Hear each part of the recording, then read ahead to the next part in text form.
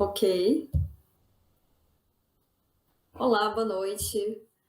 Olá, gente, boa noite para todo mundo. É com muita alegria que eu estou aqui começando essa live. Queria agradecer o interesse, agradecer a todo mundo que está aqui assistindo a gente, que tirou esse tempo no meio de uma quarta-feira para saber o que a gente, as novidades que a gente está lançando. Bem, meu nome é Miriam, vou começar me apresentando. Meu nome é Miriam e a gente está lançando, eu e o Pablo, essa plataforma nova que se chama Arquipélagos, que é uma plataforma de várias formalidades ou vários formatos de curso, né? E por conta disso, o Pablo vai explicar agora um pouquinho sobre como que a gente pensou, qual a ideia principal que a gente tem nessa organização desses cursos online. Lembrando também que a gente tem outras coisas que a gente também lança. Por exemplo, lives, né, aulas exclusivas e textos no nosso blog. Mas agora eu vou passar a palavra para o Pablo, que vai se apresentar e vai falar um pouquinho também sobre a plataforma de modo geral. Boa noite, Carla. Boa noite, Demerson. Boa noite, BSXS. O... Então, a nossa ideia aqui com a plataforma Arquipélagos, né, é lançar cursos tratando de problemas, questões teóricos contemporâneos e sempre lidando com um alto nível de interdisciplinaridade, de modo que esses cursos eles cruzem os conceitos, cruzem os temas, cruzem a maior parte dos problemas que são tratados neles, né? Então, nesse primeiro ciclo que a gente está lançando, e a gente já está planejando outros, né? A gente está trabalhando num dos cursos, o Refundando o Materialismo Histórico, a obra Estrutura da História Mundial, de um marxista japonês extremamente vanguarda, muito super contemporâneo, chamado Kojin Karatani, né? Muitas das obras dele ainda estão sendo lançadas em inglês, ainda estão sendo absorvidas pelo grande público acadêmico, né? Se a gente procura, por exemplo, resenhas desse livro, comentários, você ainda tem pouquíssimo material circulando pela internet, né? Os livros dele ainda estão sendo digeridos pela academia. E a gente está lançando também o Capitalismo em Perspectiva, que é um curso sobre a obra do Wallenstein, né? Não propriamente sobre a obra do Wallenstein, porque quando a gente fala assim, a obra do Wallenstein parece que é um cara sozinho escrevendo, e ele contou com uma série de colaboradores, dirigia um centro de pesquisa nos Estados Unidos, interdisciplinar, o Instituto Fernand Braudel. Então a ideia é apresentar não só a obra do Wallenstein, mas o conjunto de ideias, temas que estão relacionados a ele, né? Sob a perspectiva do que ficou conhecido como sistema mundo, que é grosso modo, a maneira como o capitalismo nos últimos séculos se desenvolveu e se expandiu, colonizando o mundo inteiro com suas formas super diversificadas de exploração.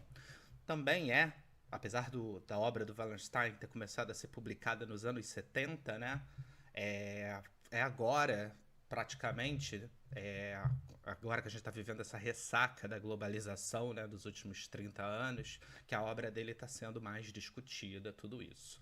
E a questão que a gente queria tratar aqui, logo de início, né, é a ideia de que esses cursos estão extremamente relacionados. Então, por exemplo, toda a obra, essa obra que a gente vai analisar do Karatani, né, principalmente, que é a obra que se tornou mais famosa dele, ele ganhou um prêmio recentemente por essa obra, que é a Estrutura da História Mundial, onde ele vai reformular isso que a gente chama de capitalismo histórico, né, é profundamente atravessada pelo Wallenstein e pelas grandes influências do Wallenstein, né, como Karl Polanyi, Brodel. Você podia falar um pouco mais disso, Miriam, do Refundando o Materialismo Histórico e da obra do Karatani? Posso sim. Então, o curso que eu vou ministrar, e ele vai ser em conjunto com o Pablo, que vai começar na quarta-feira que vem, vão ser 5 encontros, todas as quartas, né? Começando dia 24 de maio e terminando na terceira semana de junho. A gente está planejando fazer uma espécie de discussão ali, colocando 3 elementos básicos, centrados em 3 elementos fundamentais. O primeiro deles é a noção de materialismo histórico, claro, né? A gente vai discutir o que significa o materialismo histórico enquanto um método de investigação da história. E aí a gente já coloca em questão, em termos basilares, o que significa esse materialismo histórico. Isso está principalmente colocado tanto ali nas teses para Feuerbach, mas também a gente já vê na Crítica à Economia Política do Marx, né, que é um livro de 59, e a gente vê, primeiramente, a pretensão, o projeto marxista de ler a história a partir da vida real dos homens. O que significa isso? Primeiramente, é uma espécie de quebra com o que seria uma filosofia da história muito idealista, né, onde você tem... E aí o primeiro adversário que a gente pensa que o Marx se coloca como contrário é principalmente o Hegel, mas ele está também falando sobre hegelianismos em geral, né? E sobre como a história é colocada através de... Ela é centrada, essa filosofia da história idealista, ela é centrada a partir de um elemento contemplativo e de um elemento também idealista, na medida em que ele envolve elementos ou categorias como, por exemplo, o espírito no Hegel, ou então a consciência reflexiva. Então você percebe que não tem aquele âmbito de atividade relacionado às pessoas que fazem a história, e sim é uma leitura mais idealista contemplativa. Então a gente já percebe que dentro do escopo do que seria esse materialismo histórico, existe um rompimento com essas filosofias da história que são profundamente idealistas, que são representadas no seu ápice pelo Hegel, mas que, por exemplo, a gente pode ver em figuras como Herder, né?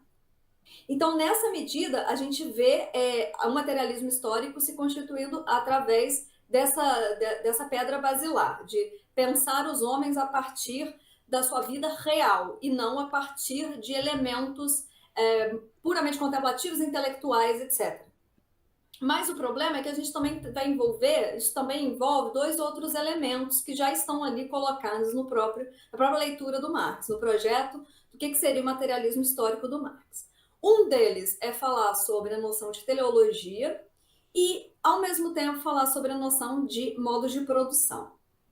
A questão dos modos de produção, isso está muito presente ali na Crítica à Economia Política, né? Que é um texto que está falando sobre a questão da economia enquanto uma ciência, né? Um saber que se pretende científico, mas não de uma forma tão pormenorizada, detalhada e muito discutida de uma forma tão de uma forma tão detalhista como acontece no Capital, mas na Crítica à Economia Política a gente vê a ideia de modos de produção econômicos que vão corresponder ou determinar cada fase histórica.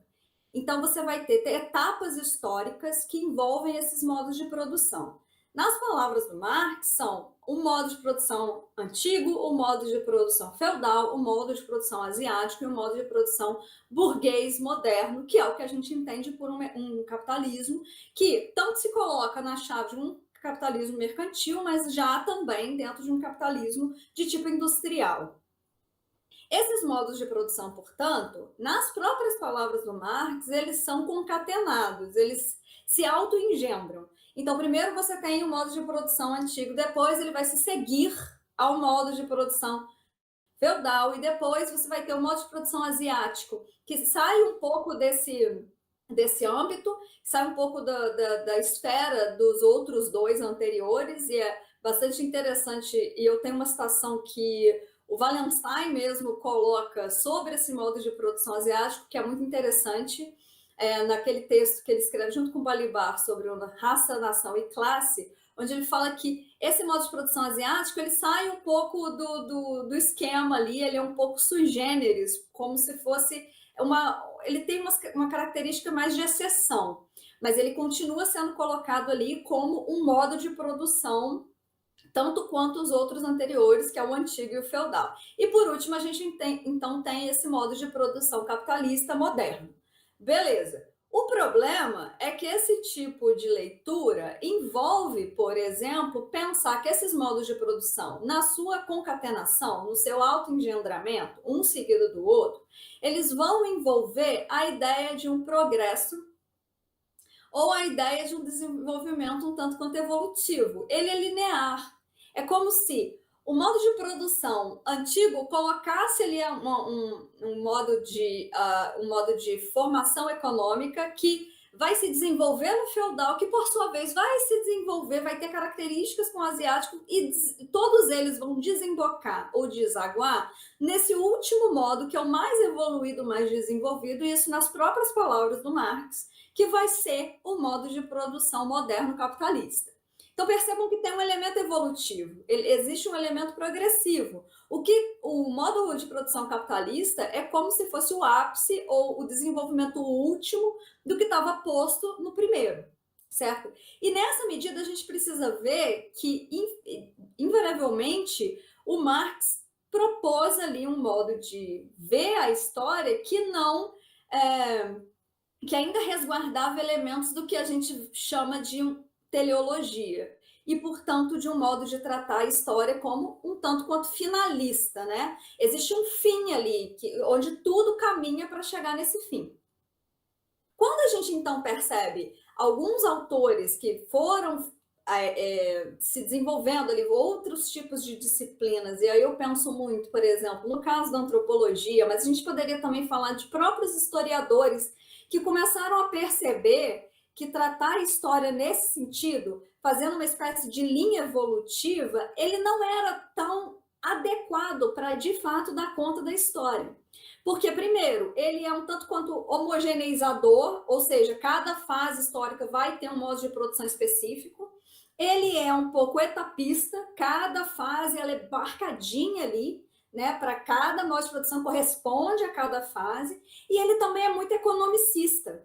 É como se a história, de certo modo, fosse determinada ou considerada sempre a partir de uma categoria econômica produtiva, em que a chave para entender ela se dá nesse último momento, que é o modo de produção capitalista moderno.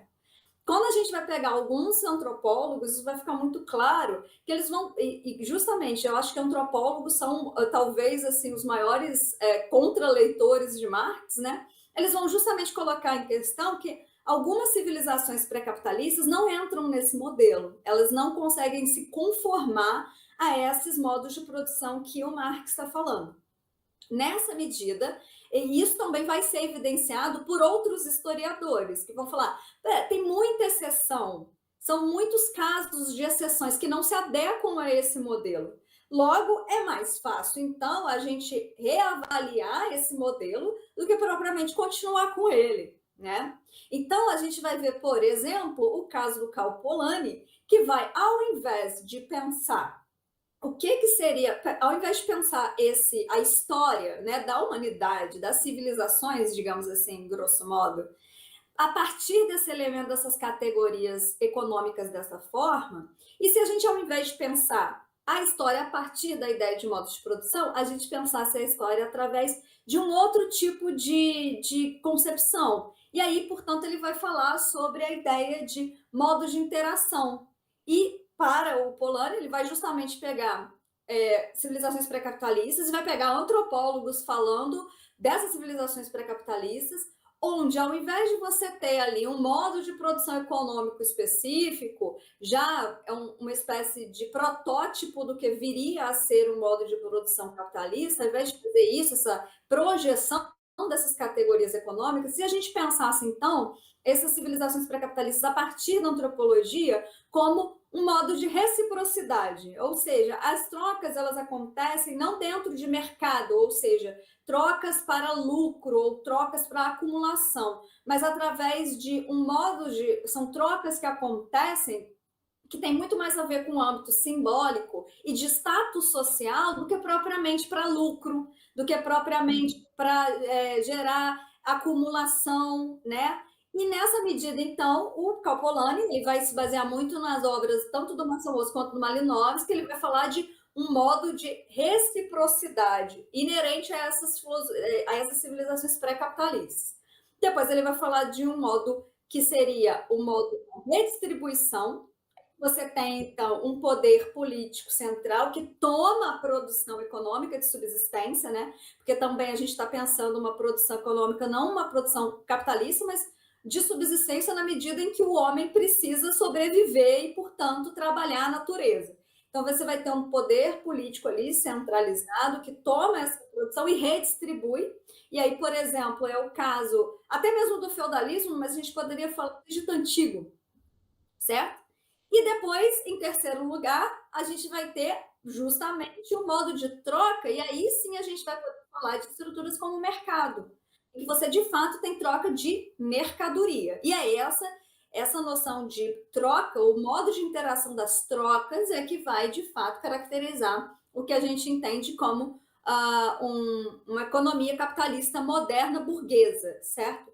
O Karatani, portanto, ele vai participar trazendo ali um olhar muito contemporâneo e fazendo uma espécie de releitura desse materialismo histórico, ele vai partir também desse movimento de tentar fazer uma substituição de, ao invés de pensarmos a história a partir de modos de produção, e se pensarmos a história a partir da ideia de modos de troca. E aí ele se inspira principalmente no Calpolani para estabelecer o que ele chama de modos de troca A, B e C, que correspondem, assim, de uma forma um pouco por alto, porque o Karatani não repete totalmente o Polanyi, mas se inspira no Polanyi, portanto, traz esses modos de troca A, B e C inspirados nos modos de interação do Polanyi, que é reciprocidade, redistribuição e troca, ok? Então, a ideia do curso é elaborar tanto o que seria esse materialismo histórico, pensar o que seria esse materialismo histórico, o que seria essa ideia de modos de produção,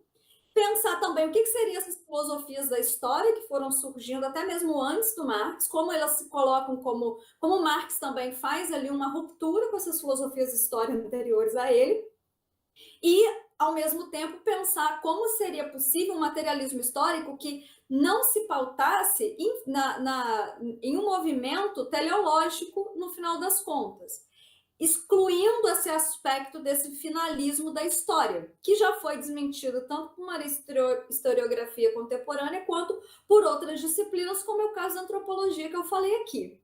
E uma outra coisa interessante é também pensar esse materialismo histórico não mais entendido a partir de um economicismo, de um movimento economicista, muito pautado na ideia de economia, de produção econômica, de lucro, de acumulação, de expansão do capital, mas pensar também através de formas sociais.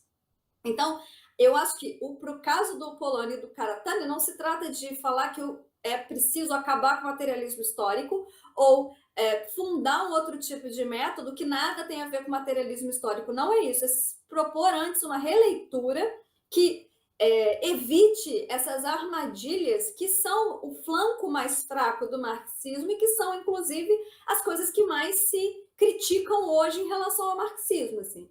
Então, é um modo de reelaborar o materialismo histórico, manter o materialismo histórico, mas fazendo ali um aspecto de revisão para tentar driblar esse tipo de crítica que acontece, né? Quem aqui nunca escutou críticas, principalmente que vem de um lado mais neoliberal, falando que o Marx está ultrapassado, que o capitalismo que o Marx está colocando ali, descrevendo, não corresponde ao capitalismo de hoje, certo? A ideia é pensar esse materialismo histórico de uma forma mais revisada, evitando essa ideia de que os modos de produção eles se concatenam e eles são sempre dentro de um modelo específico, evolutivo de progressão, ok? Então, e uma outra crítica também que é muito feita ao Marx é um aspecto eurocêntrico dele, né? Do Marx e o Engels, do marxismo em geral. Como ele teria proposto uma análise histórica eurocêntrica. Trocar modos de produção por modos de troca permite também você driblar esse tipo de crítica, porque você não está falando de um modo produtivo europeu estrito sensu. Né? Você consegue abrir o campo para outros tipos de organizações econômicas e que, portanto, também abrem ali ou se relacionam a modos sociais também de formação social que são inerentes ali a esses modos de troca que o Karatani fala, inspirado no Polanyi. Então é isso, gente. Vão ser 5 aulas e isso tudo é o que a gente vai tratar no curso, começando semana que vem. E agora o Pablo vai falar sobre o outro minicurso, que é o Capitalismo Perspectiva, e vocês vão ver que os autores que a gente usa nesse curso do Refundando Materialismo Histórico, de certa forma, casam muito bem com os que ele vai utilizar no Capitalismo Perspectiva. Dou aqui a palavra para o Pablo. Perfeito, Miriam. Vou fazer algumas contribuições para a tua fala relativas a alguns pontos, tá? Uma coisa importante também que o Karatani faz, né? Porque fica parecendo quando nós dizemos que ele abandona, que ele deixa de lado a categoria de modo de produção e a análise histórico-social pautada nessa categoria, fica parecendo que, de certa maneira, O Polanyi está abrindo mão de categorias centrais do marxismo. Mas, ao invés disso, ele faz ele tem uma estratégia extremamente interessante, que é qual? A obra do Marx é muito polissêmica, ela é muito ampla, grande. Então, quando a gente pega o topos da obra marxista, ou seja, a obra marxista em sua totalidade, muita coisa foi sendo deixada de fora da tradição marxista. E uma delas, reabilitada nas últimas décadas, é justamente a leitura dos Grundrisse, né? E uma coisa bastante importante que o Polanyi faz é, se por um lado ele abre mão dessa ideia, desse conceito extremamente trabalhado pela tradição marxista, que é onde justamente há uma crítica de cientistas sociais, historiadores, mesmo historiadores ou cientistas sociais marxistas, porque essa categoria ela dá um grau de determinação causal maior a questões econômicas do que culturais, políticas e outras.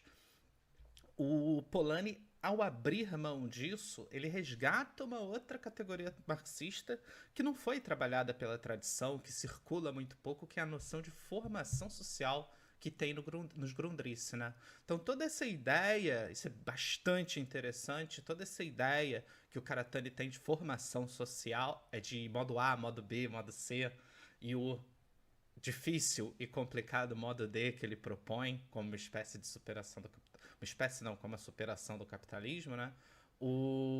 É fortemente inspirado por essa questão da formação social dos Grundrisse, né? E pela discussão de pré-capitalismo e capitalismo.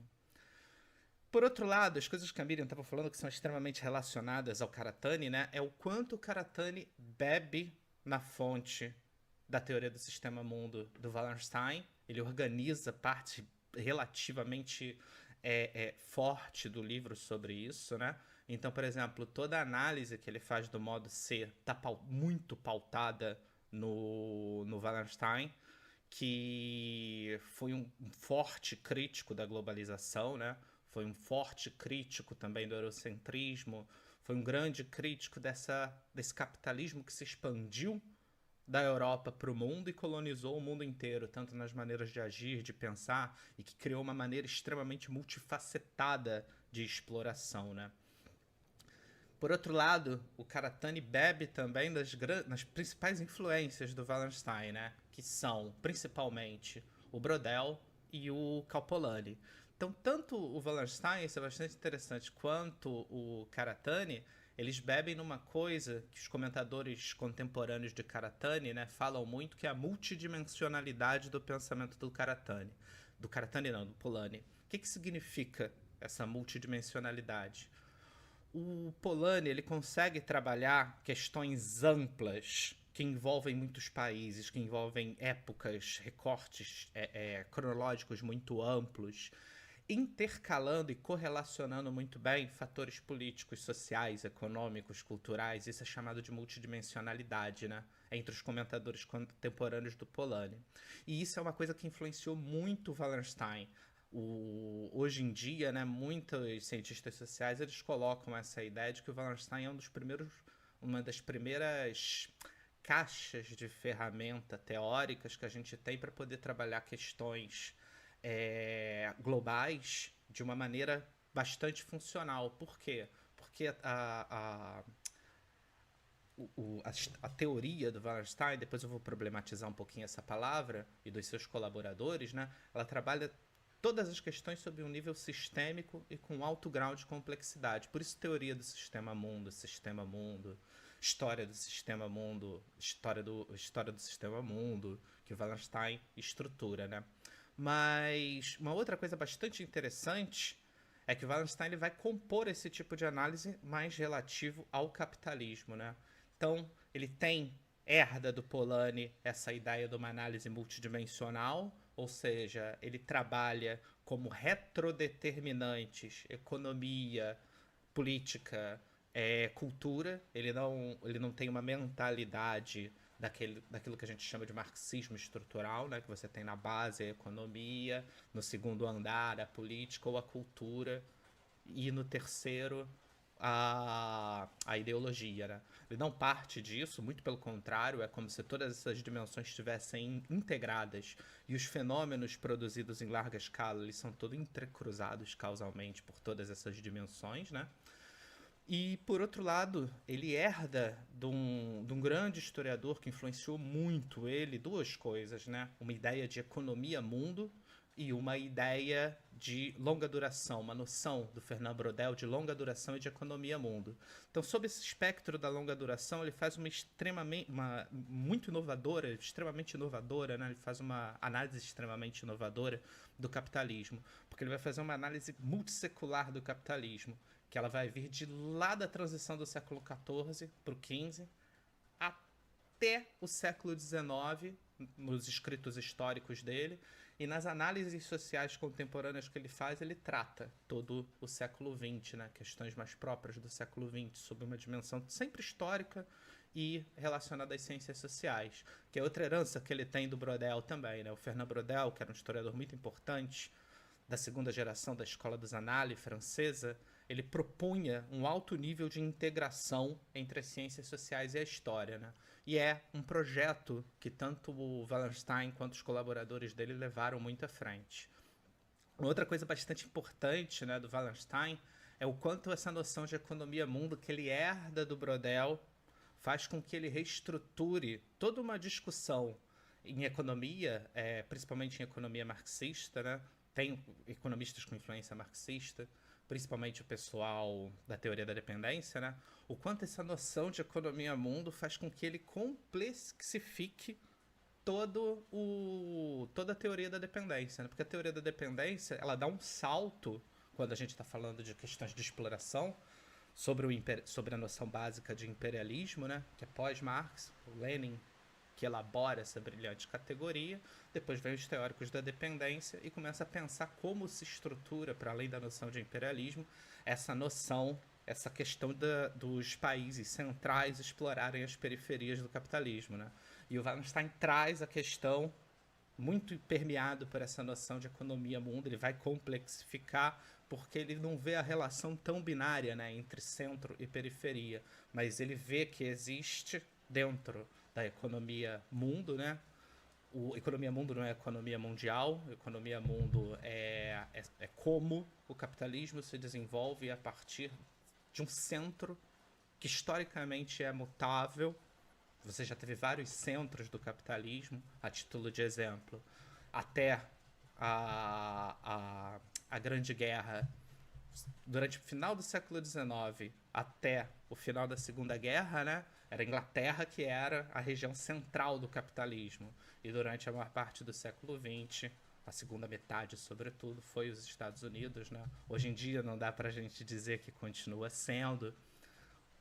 Isso é bastante interessante também, porque os teóricos que trabalham junto com o Wallenstein, né, parte dessa teoria do sistema do mundo, ela não circula muito aqui no Brasil, mas os lugares em que circula ou é nas relações internacionais ou é no, em alguns grupos muito pequenos que trabalham isso no âmbito da economia, né? Mas o que é interessante? O capitalismo ele tem ciclos de hegemonia de nações, né? Então ele herda essa ideia de ciclos econômicos, longa duração e economia mundo do Braudel para complexificar a análise do capitalismo em nível global, né? E são essas as questões que a gente vai trabalhar, todo esse repertório de constituição, tanto histórica quanto da análise do capitalismo sob um âmbito global, né? No curso Capitalismo em Perspectiva, que a gente vai analisar tanto, eu vou dar maior valor à obra do Wallenstein, né?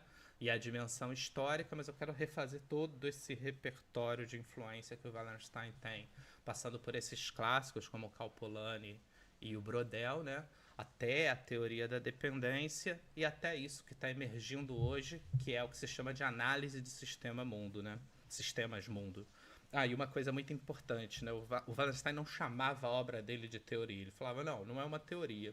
Porque ele era muito crítico à ideia de que você tivesse um modelo universal de análise fechado e atemporal, né?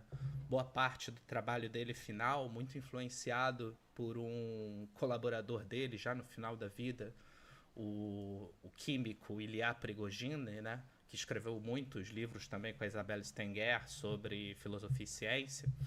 Ele sofreu uma influência muito grande, a maior, é uma das grandes influências dele também, só que foi uma das últimas. Então ele discorda de um modelo de ciência universal, inclusive universal e estático no tempo, né, que não tenha mutações. Então ele não chama a ideia, o conjunto de análise dele de teoria. Isso tem sido muito resgatado como uma teoria ou um paradigma pelos colaboradores que sobreviveram a ele, né? Muitas das ideias do Wallenstein, isso é bastante interessante, elas estão se tornando muito atuais. Por quê? Porque a gente está vivendo justamente uma ressaca da globalização, que foi uma coisa que ele criticou bastante e disse que ia produzir as coisas que produziu agora, né? Um alto nível de instabilidade política, que a gente está vendo, né? A gente já não tinha guerra com grandes players internacionais, ou seja, grandes países entrando em guerra já fazia muito tempo, atritos entre grandes blocos ou coisas do gênero. Por outro lado, também, os níveis de desigualdade, que aumentaram bruscamente, né? O Wallenstein ele tem uma coisa bastante interessante sob o ponto de vista do neomarxismo dele, né? O que eu estou chamando de neomarxismo? Da mesma maneira que o Marx ele não dava conta, nem existia, tá claro na época dele, o problema do imperialismo.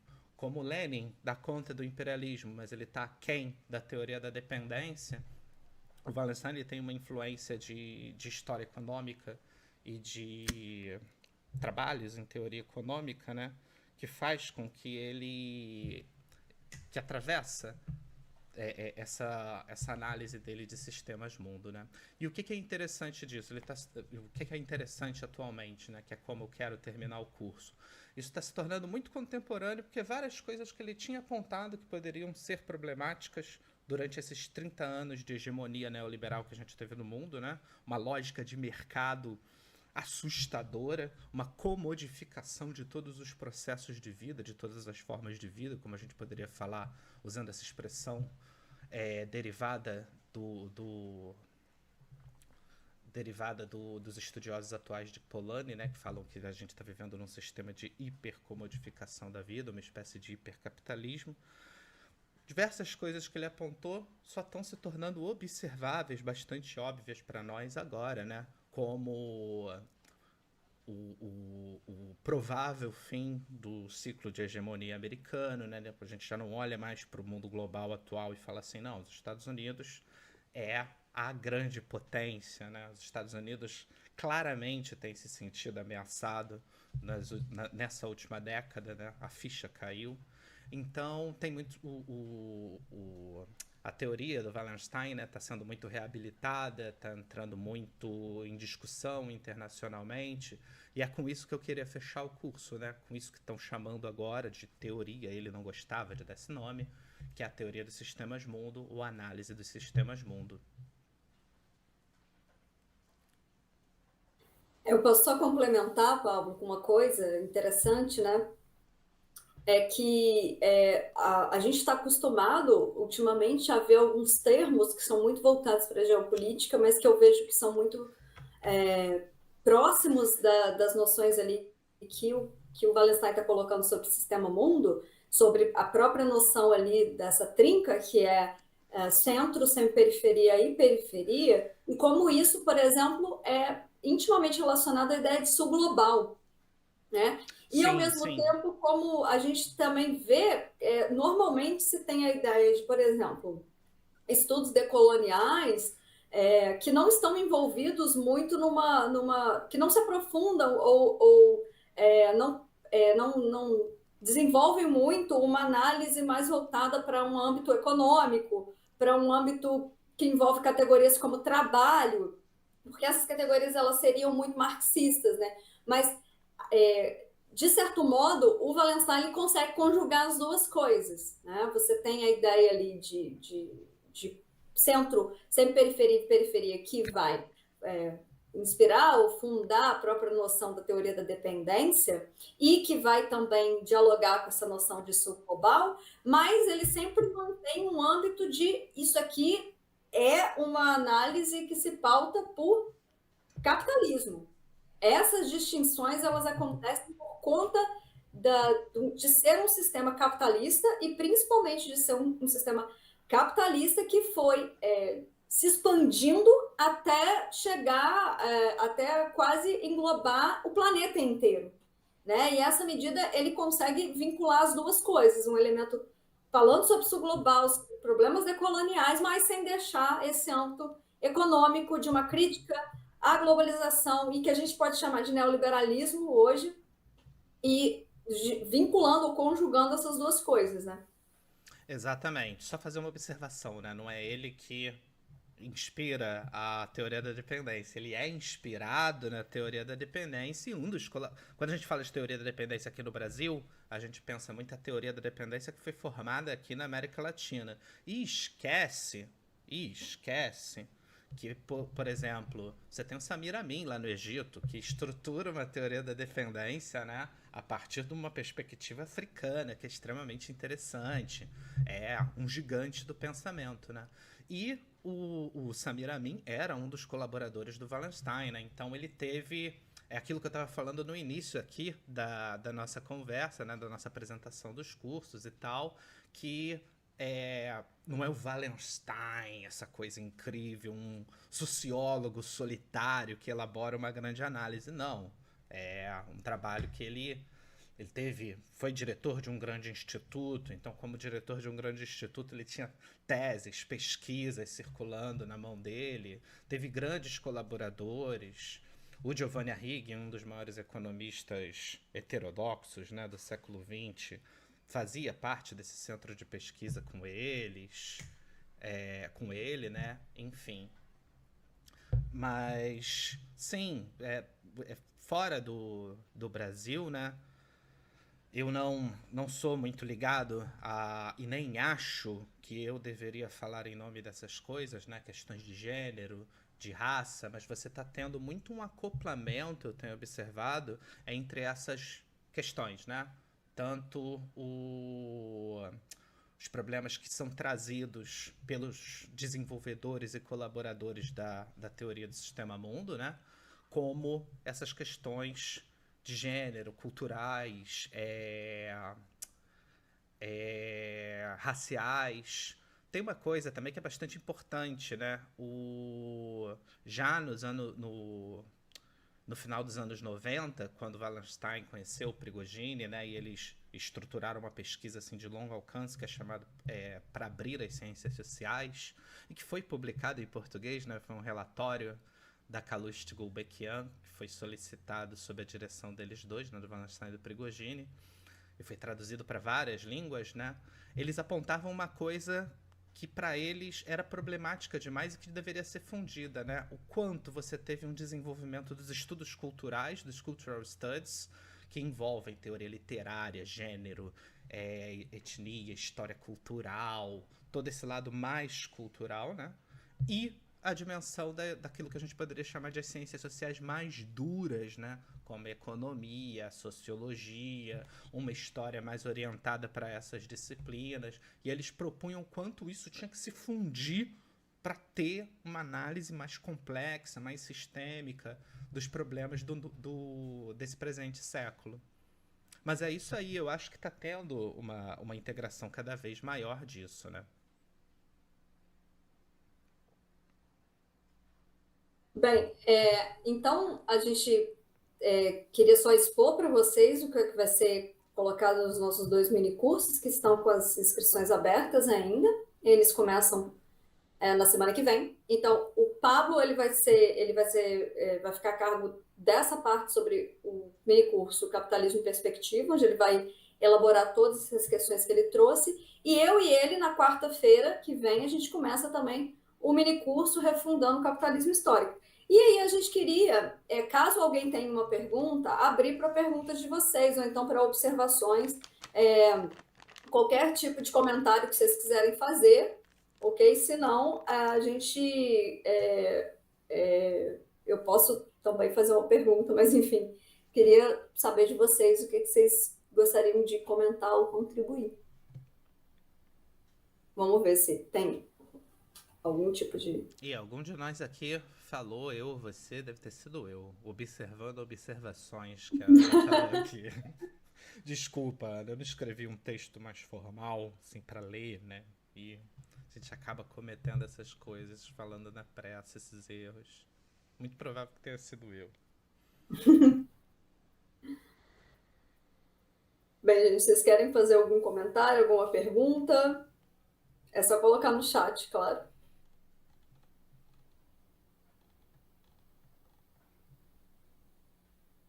Não? Então, eu vou fazer uma pergunta. Eu vou fazer uma pergunta relacionada à noção ali. Uma coisa que eu acho que as pessoas, elas. Eu também fico com um pouco de dúvida em relação a isso, é pensar onde o Brasil se coloca nesse esquema entre centro, semi-periferia e periferia. Porque, embora a gente costume falar que estamos na periferia do capitalismo, o Brasil ele estaria num lugar meio intermediário, mas também depende de qual lugar do Brasil, né?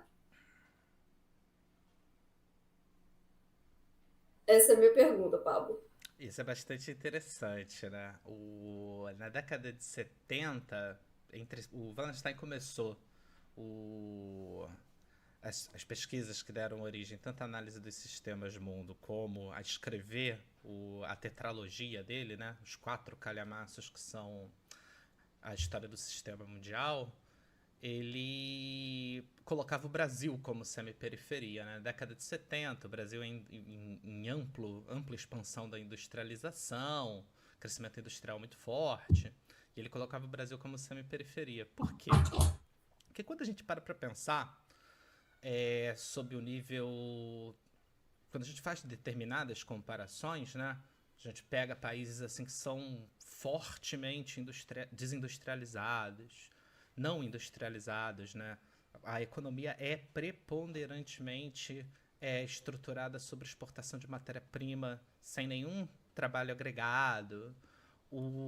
Você vê que o Brasil não está da mesma maneira, entendeu? Que o Brasil tem um nível de industrialização, de capacitação em determinados setores maiores do que esses lugares, né? E na época que ele fez essa categorização, o Brasil estava se ampliando industrialmente de uma maneira muito forte, né? Mas tem muita gente hoje em dia, principalmente um pessoal lá do sul, se eu não me engano é de Santa Catarina, eu estava lendo recentemente uns trabalhos deles, né? E eles estavam discutindo isso, que será que o Brasil vai permanecer semi-periferia, com esse nível de desindustrialização brutal que o Brasil está tendo, com esse nível de destruição da economia produtiva, essa regressão do Brasil a ser um fazendão, né? Então é bastante interessante o que eles põem, né? Será que o Brasil estaria se periferizando sob esse ponto de vista econômico que eles colocam, né? Eles lançaram alguns artigos, se eu não me engano, de 2017 para cá, colocando isso. Eu acho essa questão bastante interessante. O Demerson fez uma pergunta, Miriam. Você está conseguindo ler aqui ou eu leio? Pô, na verdade, são duas perguntas. O Benedito Júnior fez Benedito uma. também. Então, a primeira pergunta do Benedito Júnior eu vou ler aqui para vocês. Boa noite, galera. Gostei muito da proposta do curso e fiquei curiosa se essa refundação do materialismo histórico tem um potencial revolucionário também ou de repensar essa revolução. Boa Então, pergunta. é uma ótima pergunta. Boa Porque o que pergunta. acontece? No caso ali do Karatani, que vai propor esse tipo de leitura ou revisão do materialismo histórico através da ideia de modos de troca e não de modo de produção, ele vai abrir espaço para, são 3 modos, né? O A, o B e o C. O primeiro é a lógica da reciprocidade, o segundo da redistribuição, que é o B, que tem muito a ver com o Estado, né? Muito pautada através dessa estrutura política que é o Estado. O C tem a ver com o capitalismo, através das noções de troca, e ele abre espaço para o que seria um modo D. Só que é um modo que ele fala bem menos, e ao mesmo tempo ele é um tanto quanto difícil de entender. Mas nas palavras do Karatani, seria uma espécie de superação desses outros modos, né? E é o que ele, às vezes, inclusive, textualmente chama de comunismo. E para ele não acha que necessariamente isso precisa vir com uma revolução de tipo Clássica, né? clássica, assim, uma luta armada que subleva todo tipo de estrutura de algum determinado país. Porque tem uma questão também muito importante para o Karatani, é que não adianta ser só um lugar fazer esse tipo de revolução. Ele precisa ser alguma coisa que envolva ultrapassar esses limites estatais, né? Os limites de países específicos. E nessa medida, ele não aposta totalmente na ideia revolucionária. Ele abre espaço para pensar outras lógicas, outros tipos de organização que, nas palavras dele, podem envolver uma espécie de associacionismo, né, de lógicas um pouco mais comunitárias ou então de cooperativas, que podem parecer um pouco ingênuo da parte dele, mas a ideia é pensar coisas menores que vão, por sua vez, se alargando e que também envolvem ali superar esse modo C, o B, né, e trazer um pouco do A, que é o da reciprocidade, mas ao mesmo tempo o modo D mantém então os outros modos, o A, o B e o C, mas não necessariamente vai passar por uma revolução, né, Paulo? Então, sofisticar um pouquinho mais a resposta que você trouxe, não discordando dela, mas ela ficou muito teórica, né? É bastante interessante a gente entender da onde o Karatani veio, né? Quando a gente para pensar nas revoluções culturais da década de 60, a gente pensa na Europa, na década de o 68 francês e seus congêneres, né? A década de 60 na Itália, a década de 60 no Ocidente, as revoluções estudantis e culturais. Isso aconteceu na década de 60, antes no Japão, né? O Japão ele quase teve, e é daí que o Karatani vem. Ele vem de um movimento estudantil fortemente revolucionário que quase tombou o governo japonês na década de 60, né? E ele mesmo diz, né, que talvez foi a primeira grande revolução social que o Japão teve, porque o Japão não tem um histórico de revoltas sociais por mil motivos, e talvez tenha sido a última, como ele diz. E todo esse processo ali do marxismo japonês, dos problemas da organização dos comunistas no Japão, das perseguições que ele sofreu, inspira muito ele nessa discussão, né? E é bastante interessante, por quê? Porque toda a nossa discussão de marxismo, ela é ocidental. Ela é muito eurocêntrica, querendo ou não querendo, né? E uma segunda questão que ele traz, bastante importante também, e tem uma terceira, chego lá, é o que? A gente tá tendo uma modificação e existe essa modificação dentro do processo de expansão do capitalismo. Ele pega isso muito do Wallenstein, essa ideia de modificações que o capitalismo vai tendo, né? O capitalismo não é algo unidimensional, ele se altera, que é as alterações que nós temos hoje em dia no mundo do trabalho. O que ocorre? É muito a ideia clássica de revolução, que é inspirada no trabalhador, no operariado, ela atravessa um universo social onde da comunidade de operários, de pessoas que trabalham juntas, de toda uma cultura do trabalho que gera essa classe trabalhadora. Como é que a gente pode falar de uma classe que se organiza, que pensa dessa mesma maneira, como o marxismo clássico propunha, numa época de completa disrupção do trabalho, numa época de desemprego extremo, numa época de desigualdades fortes? Então ele tem todo um outro tipo de proposta, tá? Outra coisa também que é bastante interessante. Nos anos 90, o Karatani, no início do Estrutura de História Mundial, ele coloca isso, né? No início dos anos 90, a gente teve dois grandes, dois modos de pensar, né? Extremamente teleológicos para interpretar, tanto de uma maneira neoliberal como de uma maneira à esquerda, como se resistir e o que fazer, né? Por um lado foi Fukuyama, dizendo que não, acabou a União Soviética, as democracias liberais vão reinar no mundo, acabou a história e agora é isso que vai acontecer. Não tem como superar o capitalismo e as democracias liberais burguesas. E por outro lado, veio Tony Negri, né? Foi assim um dos maiores intelectuais marxistas desse final de século XX e início de XXI, né? Que via a ideia do império, da multidão, o enfraquecimento dos estados-nação. Então o Karatani ele começa a escrever antenado no fracasso dessas duas análises, né? O Karatani está escrevendo ele tá escrevendo de uma análise que ele está estruturando dos anos 90 até 2013, né? Então, o que é interessante do Karatani? Fica bastante difícil quando a gente fala assim, poxa, repensar a revolução, o potencial revolucionário, toda essa maneira de pensar que a gente tem, ela está muito orientada ou para o marxismo clássico, ou pior, para um marxismo mais vulgarizado, né?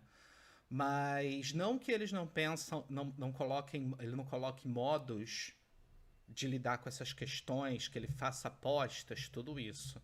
Mas o grande problema dele é que ele está muito longe de pensar da maneira clássica, né? O próprio Wallenstein já não está.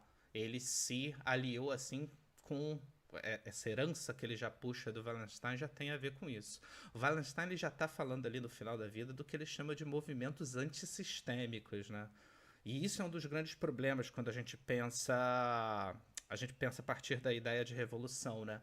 O capitalismo ele não é uma entidade local, ele não é uma entidade que você não estou voltando a discussões clássicas pré-1950 do tipo revolução num país só ou revolução mundial, mas o capitalismo, na análise do Wallenstein, né, e na análise da teoria do sistema mundo, é um sistema de exploração multifacetado que funciona de maneiras completamente diferentes de região para região. E o que ele acorda como todos os marxistas, acho que é o grande consenso dos marxistas, mesmo quando eles são muito diferentes entre si, é que o capitalismo é um sistema de exploração, que a exploração existe e que a exploração é um problema e ela deve ser superada, né? Mas ele já está pensando em movimentos sistêmicos, né? Ele já tá, tanto o Karatani, e eles abordam isso em suas obras, né? O Wallenstein, uma obra dele chamada Movimentos Antissistêmicos, que ele coloca o problema de que enquanto a gente pensar da maneira clássica, o capitalismo ele mudou, e se enquanto a gente continuar pensando de uma maneira muito orientada ao marxismo clássico, a gente não vai conseguir combater isso. E por outro lado, o Karatani ele está dentro dessa esfera mundial pós-2013. A discussão dele, na minha opinião, Benedito, está muito, muito aquém do que a gente discute aqui. Está muito além, aliás, no sentido de estar alicerçada em determinadas coisas que a gente não discute muito aqui no Brasil quando vai ter um debate marxista mais forte, né? Mas ótima pergunta sua, tá? E eu acho que eles, tanto o Wallenstein quanto o Karatani, trazem coisas bastante interessantes, tá? Mas o Karatani, eu acho isso mais no Wallenstein, mas o Karatani, ele tá mais fazendo uma proposta de reinterpretação do marxismo, né? Forte, interessante, mas ele não é um pensador de propostas. Inclusive, tem uma coisa bastante engraçada, né? Os pensadores de propostas, a gente não para muito para pensar nisso, mas eles geram grandes expectativas, geram muita coisa, mas nas últimas décadas, assim, eles têm deixado muito a desejar. E o Demerson fez uma pergunta aqui também, Miriam. Deixa eu ler aqui a pergunta do Demerson. Na verdade, ele Ele colocou fez duas. duas. Então, a primeira questão do Demerson foi, eu vou ler aqui. As Essa duas muito noção de boas. Essa noção de modos de troca estaria mais limitada no que se entende por esfera de circulação, deixando um pouco de lado noções mais voltadas para o processo produtivo, como mais-valia, etc., ou não? Né? Porque, justamente, é modos de troca, né? E a segunda pergunta dele é: Com essa reformulação do materialismo histórico, tirando o viés teleológico, que não enxerga particularidades regionais, é possível pensar em temas que aparentam ser globais, como a crise climática, muito boa também. Pablo, quer falar sobre a primeira? Tenta só um pouquinho ser resumido para a gente não passar do tempo. Não, claro. Vamos lá. O Perfeito. O que acontece, Demerson? Essa discussão que a gente tem da esfera de circulação, da mais-valia, ela está muito orientada ao que a gente chama de marxismo clássico, tá? E ela está muito relacionada ao quê? A essa ideia de como a classe burguesa explora o proletariado, tá? A maneira, quando a gente abre os olhos, vai além do Marx está pensando nas circunstâncias, nos limites dele, é um pensador genial, não é nada superado. O Marx só vai ser superado quando a gente superar a exploração de tipo capitalista. Quando isso não acontecer, o Marx não é um pensador superado. Mas o que ocorre? Quando a gente começa a fazer uma análise disso, com essas categorias, não precisa nem ser só historicamente, mas com as disparidades regionais globais, você começa a ver que esse modelo não funciona muito bem e que você tem que ter em mente, elaborar outras categorias para pensar a exploração. O que eu quero dizer com isso?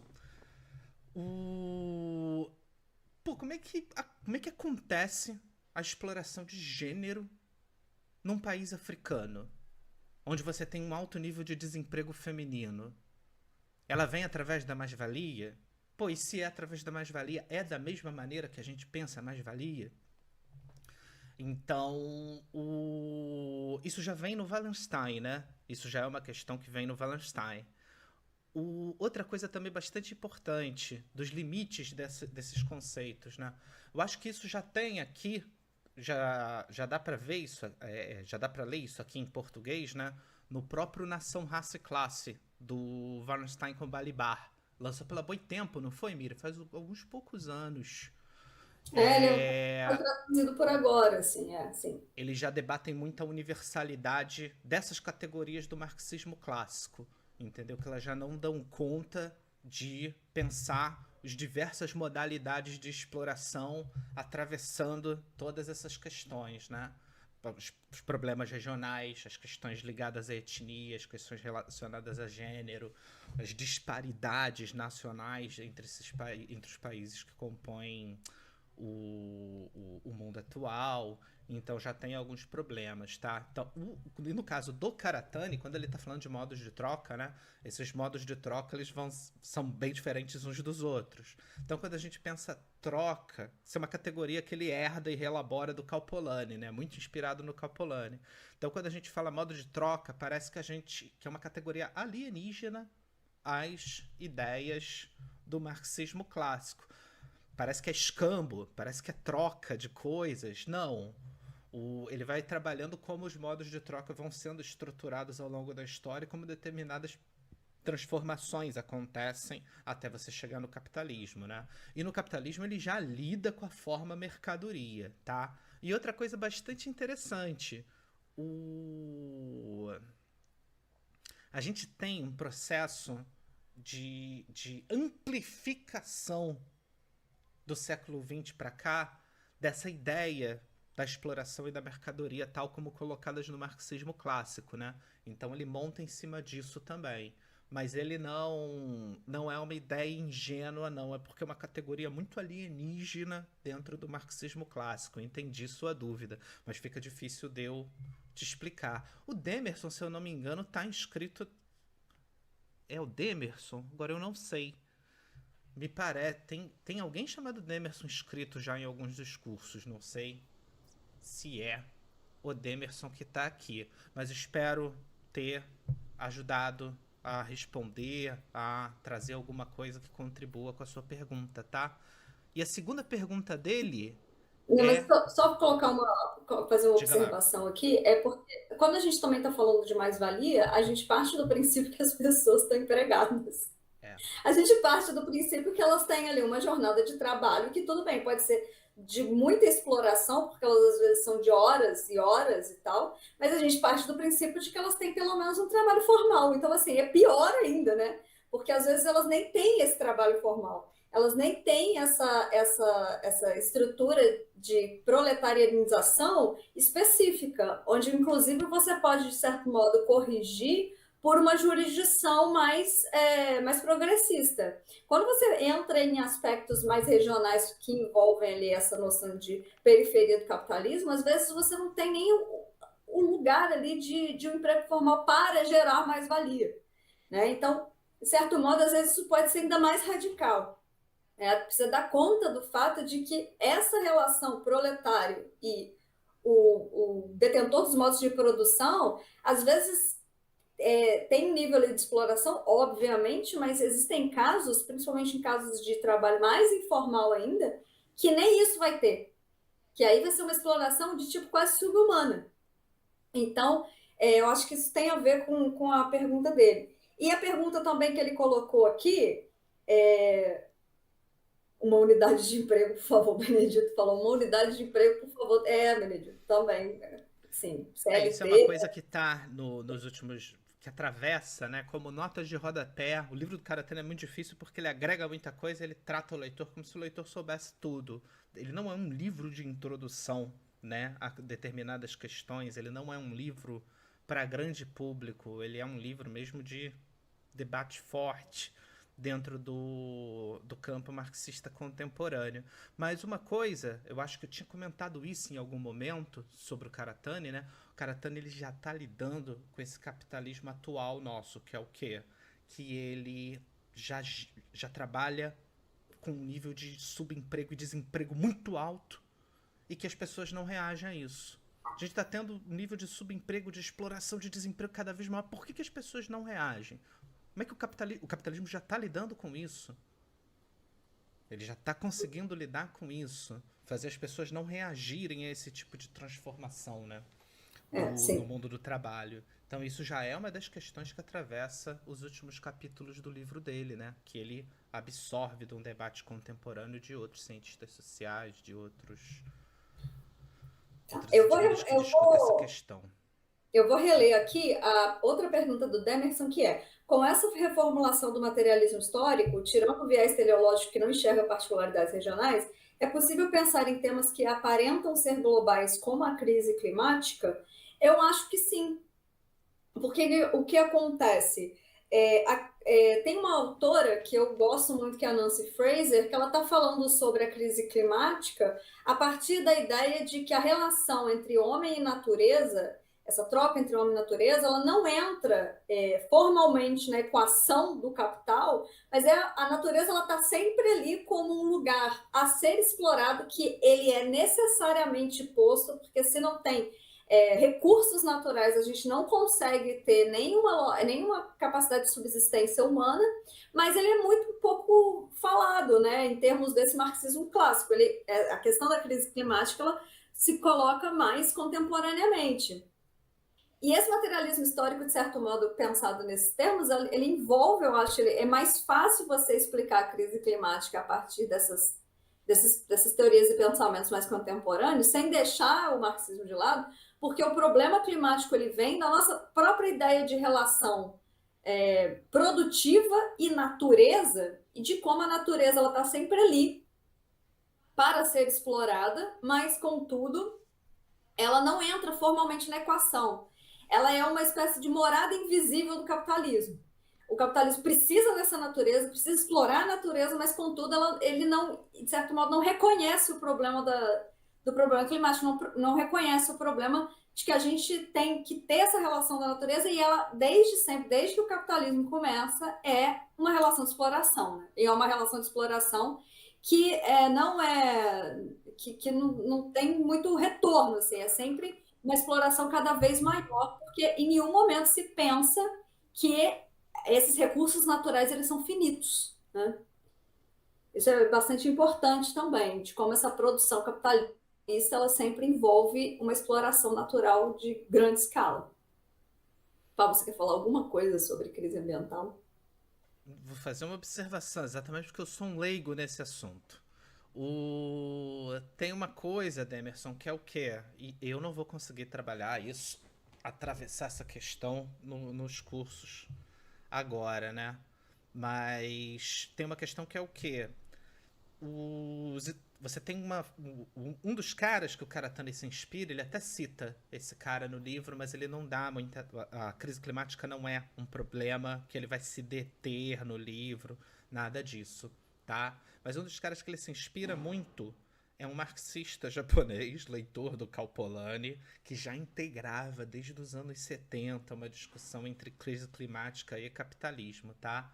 Por outro lado, a Nancy Fraser, ela, nos últimos anos, né, já antes de entrar nessa fase aí que a Miriam tá falando, né, ela está se tornando cada vez uma crítica maior, mais radical do capitalismo, né?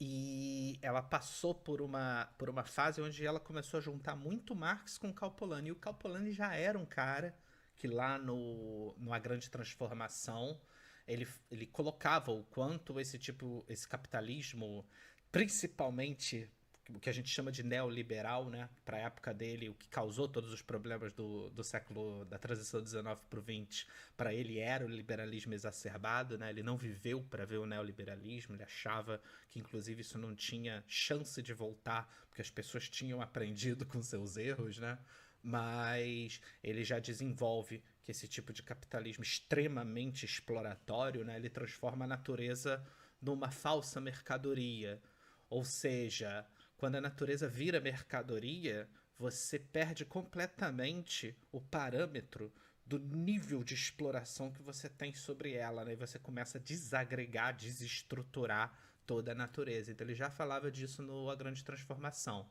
Então você tem uns adeptos do Karl Polanyi contemporâneos que fundem essas questões, né? Crítica ao capitalismo e crise climática. E o Karatani quase não fala disso, tá?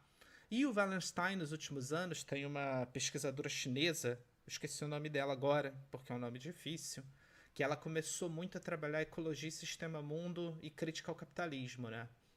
Mas um pouco antes do Wallenstein morrer, quando essa discussão chegou nos Estados Unidos, entrevistaram ele e perguntaram: pô, então você já estava pensando crise climática desde os anos 70, que tem essas passagens no seu livro? Ele falou: poxa, fico muito feliz que eu tenha inspirado alguém a pensar o problema da crise climática relacionado à teoria do sistema mundo, mas eu na década de 70 não estava pensando nisso não.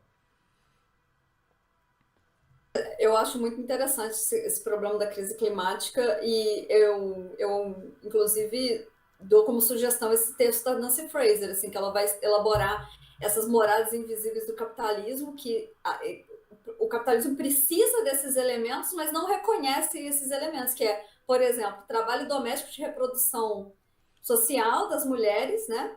Que a gente trabalha para o capitalismo continuar sendo capitalismo, mas não é remunerado, então a gente não entra na equação do capitalismo, a gente trabalha para que ele se reproduza, mas a gente não está fazendo a produção estricto sensu capitalista.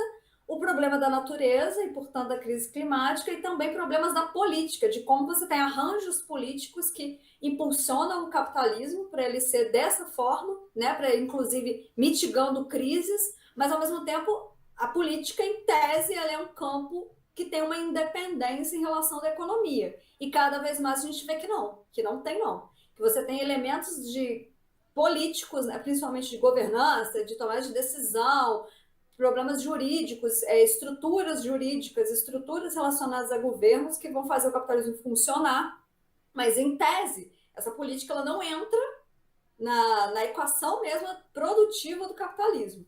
É muito legal esse texto, que eu acho que tem traduzido para o português, Marx e as Moradas Invisíveis do Capitalismo, coisas do gênero, que é muito interessante. E ela também está tendo, ultimamente, uns estudos muito focados em Karl Polanyi, né? Que também é um modo, então, de pegar questões contemporâneas que não tinham sido tratadas com tanta profundidade em teorias clássicas do marxismo, mas que agora a gente precisa ver, e a gente precisa ter esse enfoque marxista justamente porque o capitalismo é que está provocando essa crise climática.